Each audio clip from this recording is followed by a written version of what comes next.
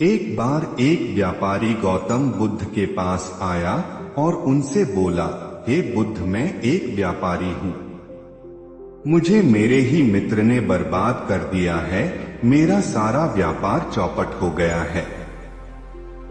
आज मैं उसी मित्र की हत्या करने जा रहा था। खैर, तभी रास्ते में आपका आश्रम दिखाई पड़ा। मैंने सुना है कि आप सभी समस्याओं का हल निकाल देते हैं। क्या आप मेरी भी सहायता कर सकते हैं? क्या आप मुझे कोई ऐसा मंत्र दे सकते हैं जिससे मैं अपने मित्र से अधिक धनवान बन जाऊं? बुद्ध ने कहा, मैं तुम्हें ऐसा कोई मंत्र तो नहीं दे सकता। हाँ, लेकिन एक ऐसा रास्ता जरूर बता सकता हूँ कि तुम उस पर चलोगे तो तुम्हारा खजाना कभी खत्म नहीं होगा। व्यापारी बोला, हे बुद्ध, जल्दी से आप मुझे वह मार्ग बता दीजिए। बुद्ध ने कहा, मार्ग बताने से पहले तुम मुझे यह बताओ कि तुमने अपने मित्र के साथ क्या किया है जो कि उसने तुम्हें बर्बाद कर दिया। जितनी सच्चाई से तुम मुझे यह बताओगे उतनी ही जल्दी मार्ग तुम्हें मिल जाएगा। व्यापारी बोला, मैं और मेरे मित्र 12 साल पहले इस नगर में आए थे। जब हम यहाँ आए थे तब मेरे मित्र के पास ज्यादा धन नहीं था, लेकिन मेरे पास मेरे मित्र से अधिक धन दौलत थी। एक दिन वह मेरे पास आया और मुझसे बोला कि उसे एक व्यापार शुरू करना है जिसके लिए उसे कुछ पैसे चाहिए। मैंने दोस्त के नाते उसकी मदद कर दी और उसे कुछ पैसे भी दे दिए। कुछ ही समय में वह मेरे जितना धनवान बन गया। उसका व्यापार बहुत आगे बढ़ चुका था। उसके व्यापार बढ़ने से मुझे बहुत खुशी थी कि मेरा दोस्त आगे बढ़ रहा है और उसका जीवन भी अच्छा चल रहा है। लेकिन आने वाले कुछ सालों में उसका व्यापार और आगे बढ़ने लगा और मुझसे भी ज्यादा अमीर बन गया।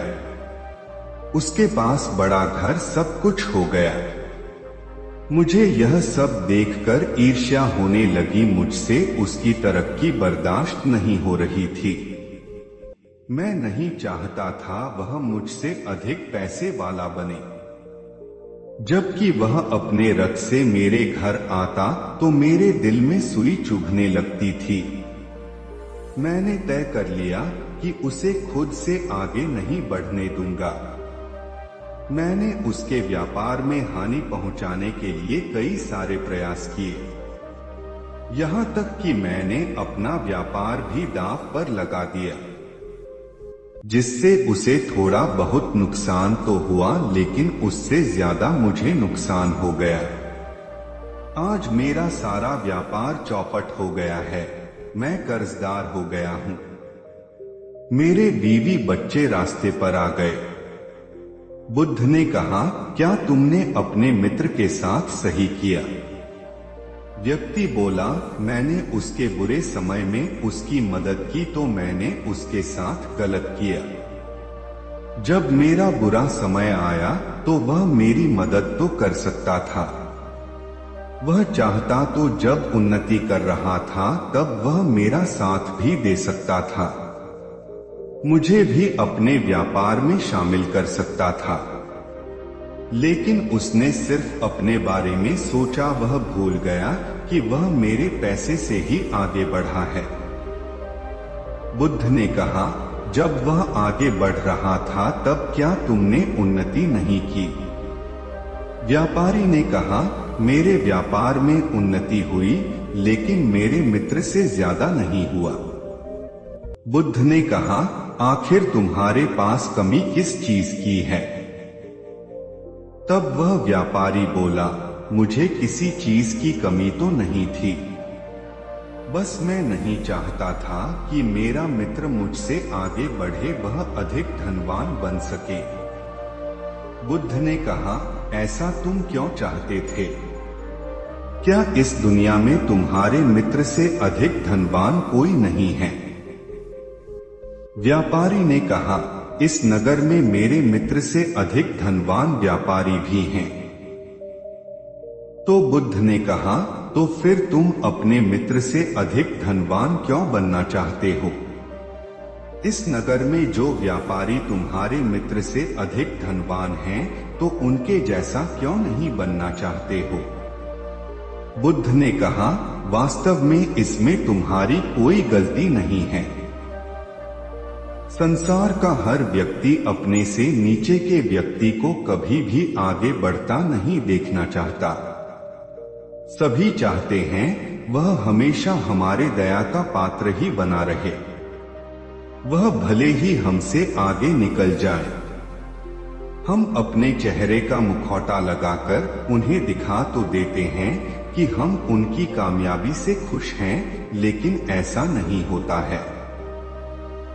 हम अंदर ही अंदर जलने लगते हैं कि वह हमसे आगे कैसे बढ़ गया, खासकर कि तब जब उसे आगे बढ़ने का रास्ता हमने दिखाया हो और वह कुछ समय के बाद हमसे भी ज्यादा आगे निकल जाए। हमें खटकने लगता है कि जिसे हम पहले कभी दया दिखाते थे, वह आज हमें दया दिखा रहा है। उससे ज्यादा जलन तो तब होती है जब वह व्यक्ति आपके दिखाई दया का गुणगान नहीं करता है। जब वह आपकी मदद नहीं करता है, तब आप उसे यह बताना चाहते हैं कि जो भी कुछ आज उसे मिल रहा है, सब उसे हमारी दया की दृष्टि से मिल रहा है। तब आप उसके खिलाफ हो जाते हैं और तब प्रयास करने लगते हैं कि वह व्यक्ति वापस उसी जगह पर आ जाए जहां से आपने उसकी मदद करके आगे बढ़ाया था, और आप फिर उस पर दया कर सकें, जिसके चक्कर में आप अपना सारा सुख चैन छोड़ देते हैं। इतना कहकर बुद्ध ने उस व्यापारी से कहा, तुम चाहते तो अपने मित्र की कामयाबी का सहनशील स्वीकार कर सकते थे और अपने व्यापार में उन्नति के लिए उसकी मदद मांग सकते थे। तुम अपने व्यापार को चाहते तो उससे भी ऊंचा ले जा सकते थे, लेकिन स्वयं ही अपना व्यापार बर्बाद कर दिया। वह व्यक्ति बोला, हे बुद्ध, आप मुझे यह न बताएं कि मैंने क्या सही और क्या गलत किया, बल्कि आप मुझे वह मार्ग बताएं जिससे मैं अपने मित्र से आगे बढ़ सकूं। बुद्ध ने कहा, क्या तुम अपना सब कुछ दांव पर लगाने के लिए तैयार हो? अगर हाँ, तो मैं तुम्हें वहां का रास्ता दिखाता हूँ। वह व्यक्ति बोला, हाँ मैं तैयार हूँ, मैं अपना सब कुछ दांव पर लगा दूंगा। बुद्ध ने फिर कहा, जैसे मैं कहता हूँ वैसे करोगे? अगर तुम मेरे बताया अनुसार चलोगे तो तुम 1 साल में अपने मित्र से अधिक धनवान बन जाओगे और एक ऐसी संपत्ति के मालिक हो जाओगे जो कभी खत्म नहीं होगी। तुम सबसे पहले अपने मित्र के पास जाओ और उससे अपना व्यापार शुरू करने के लिए मदद मांगो। इस बात को सुनकर व्यापारी ने कहा, आप क्या कह रहे हैं? बुद्ध, मैं अपने मित्र के पास नहीं जा सकता। बुद्ध मुस्कुराए और उस व्यापारी से बोले, अगर तुम्हें वह संपत्ति चाहिए तो तुम्हें ऐसा करना होगा। जाओ अपने दोस्त से धन मांगो और अपना व्यापार फिर से शुरू करो, और इतना ही नहीं, रोज तुम्हें तुम्हारे मित्र के पास जाकर व्यापार सीखना होगा और अपने व्यापार से 1 साल में जितना भी कमाओ उसमें से अपने पास उतना ही रखना है जितने की तुम्हें जरूरत होगी। बाकी का सब गरीबों में दान कर देना और जरूरतमंद लोगों के लिए उपयोग करना। नशा कभी मत करना, किसी की निंदा मत करना और अपना व्यापार पूरी ईमानदारी के साथ करना और अपने मित्र को नीचा दिखाने के लिए कोई षड्यंत्र मत करना। तुम 1 साल तक ऐसा ही करो, तब देखना तुम्हें बड़ा खजाना मिल जाएगा और वह खजाना कभी खत्म नहीं होगा। बुद्ध की बात को सुनकर उस व्यक्ति ने ना चाहते हुए भी ऐसा किया।